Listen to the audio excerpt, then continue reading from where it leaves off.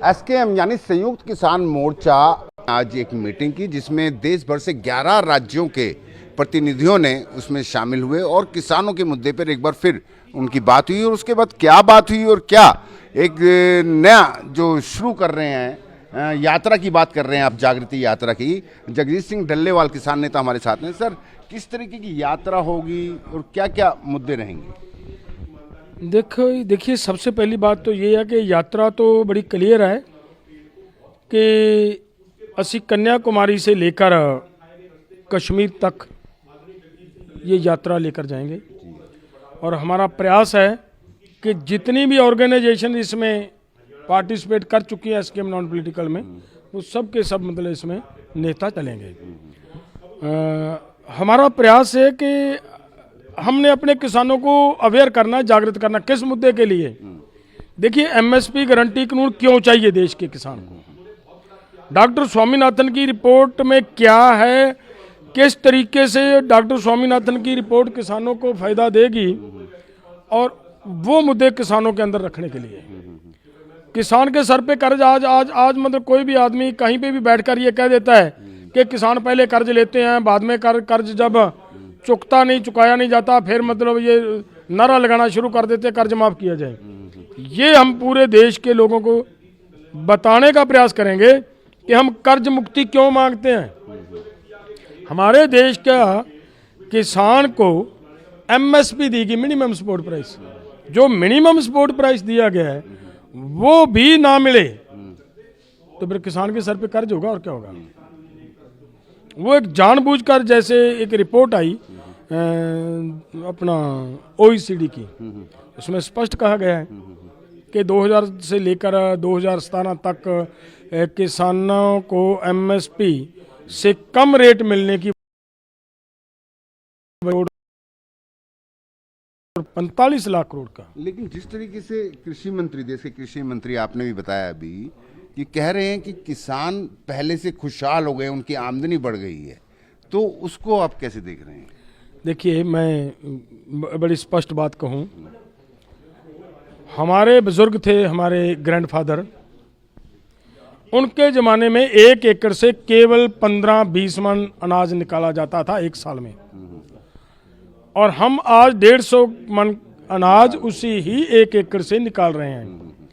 हमारे दादा के सर पे एक रुपया का कर्ज नहीं था और हमारे सर पे मतलब आज लाखों का कर्ज हो चुका है।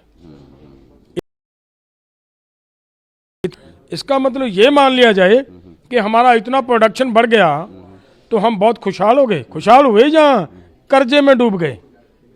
सवाल ये है, ये केवल हमारी कहानी नहीं है, पूरे देश के 2021-22 का जो इन्होंने मंत्री के माध्यम से उन्होंने ये कहा कि 18.5 लाख करोड़ का कर्ज देश के किसान पे है, और आज रिपोर्टें ऐसी आ रही हैं जिसकी चर्चा चल रही है कि 24 लाख करोड़ रुपया देश के किसान के सर पर कर्ज हो गया। अगर कर्ज बढ़ रहा है या कर्ज उतर रहा है, अगर किसान खुशहाल है तो कर्ज उतरना चाहिए, कर्ज खत्म होना चाहिए। कर्ज तो किसान के सर पे बढ़ रहा है, किसान की सुसाइड दर बढ़ रही है, तो कैसे ये कह रहे हैं कि किसान खुशहाल है। हाँ, ये बात जरूर कहूँगा मैं कि जब किसी आदमी के सर पे कर्ज है, उसकी एक मजबूरी है कि उसको अपना कर्ज घुमाना है। इस बार बड़ा उतारेंगे तभी अगली बार मतलब सर्वाइव कर पाएंगे, नेक्स्ट क्रॉप के लिए ले पाएंगे। वो उतारना एक बार अति आवश्यक होता है, और उसको उतारने के लिए उसको उतना अनाज पैदा करना पड़ेगा, और उतना अनाज पैदा करने के लिए उसको ज़्यादा से ज़्यादा फर्टिलाइजर डालना पड़ रहा है। वो क्रॉप्स लानी पड़ रही हैं, जैसे हाइब्रिड क्रॉप्स आ गई, जैसे की बात करिए हाँ, जैसे जीएम आएगा। अगर देखिए, हमें आज धान की फसल, मक्का की, मैं रिपोर्ट आपको एक मिसाल दूंगा। मैं जीएम सीड की बात कर रहा हूँ। जीएम सीड प्रतिबंधित है, देश में प्रतिबंधित है, तो कैसे किसान होगा? मैं वही कह रहा हूँ, मैं वही आप समझने का प्रयास कीजिए कि मक्का जो 20 मन 30 मन निकला करता था, अभी ऐसे सीड आ गए ना कि 70 मन निकल रहा है। वो क्यों निकल रहा है? जो इन्होंने ये लेकर आ रहे हैं सीड एक्ट, सीड बिल लेकर आ रहे हैं, उसमें ये प्रावधान है कि अगर अमेरिका के अंदर कोई सीड रजिस्टर्ड हो गया वो भारत में बिक पाएगा, उसको रोक भारत में लाकर इधर रजिस्टर करवाने की ज़रूरत नहीं है।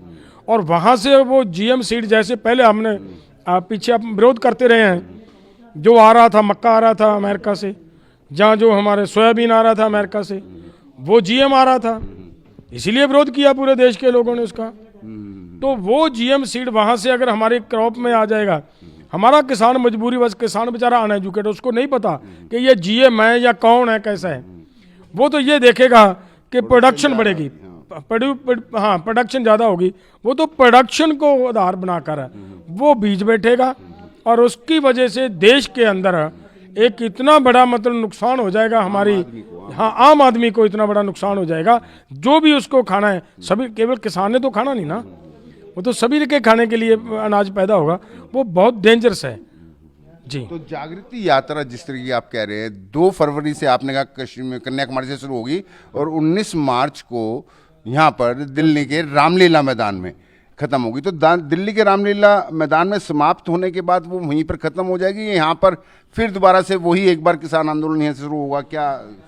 देखिए, पहले तो हमारा पहले चरण में हमारा प्रयास है कि केवल यात्रा नहीं निकालनी हमने, हमारा ये भी काम है कि पूरे देश के हर गांव से रेजुलेशन लेकर आएंगे और वो मतलब इन मांगों के पक्ष में रेजुलेशन लाकर प्रधानमंत्री जी को देने का काम करेंगे। उसके बाद जो हिस्सा रहेगा बाकी देश का, इतने दिन में जितना हिस्सा बाकी बचेगा उसमें भी कल्ले कल्ले गाँव में जाएंगे ये मैसेज लेकर, और उसके बाद बड़े आंदोलन की तैयारी में हम लगे हुए हैं, इसलिए तो जुटे हुए हैं। आंदोलन होगा, बड़ा होगा, कैसे होगा वो आने वाले समय में बता देंगे। 19 मार्च को यहाँ खत्म होगा। क्या लगता है आपको, पहला आंदोलन दिल्ली के आसपास आप लोगों ने किया था तो तब सरकार आप लोगों से बहुत अलर्ट हो गई है, तो अब लगता है आपको कि दिल्ली के अंदर आपको आंदोलन करने देंगे या 19 मार्च को आप दिल्ली में जागृति यात्रा को नहीं? देखिए, ये तो सरकार को समझना चाहिए, ये एक लोकतांत्रिक देश है, डेमोक्रेटिक कंट्री के अंदर हर व्यक्ति ਨੂੰ पंजाबी नहीं हिंदी, हर एक व्यक्ति को ये अधिकार है कि वो अपनी बात अपनी राजधानी के अंदर जाकर अपनी सरकार के पास रख सकता है। धन्यवाद। ये थे जगजीत सिंह डल्लेवाल, जिसका साफ कहना है कि 2 फरवरी से लेकर 19 मार्च तक एक बार किसान फिर देश भर में बड़ी यात्रा निकालने जा रहा है। देखना होगा ये यात्रा किस करवट बैठेगी। इसके बाद 19 मार्च को जब ये खत्म होगी, इससे बड़े आंदोलन की तैयारी किसान कर रहा है। कैमरामैन अविनाश राणा के साथ विनय सिंह, न्यूज़ 24 दिल्ली।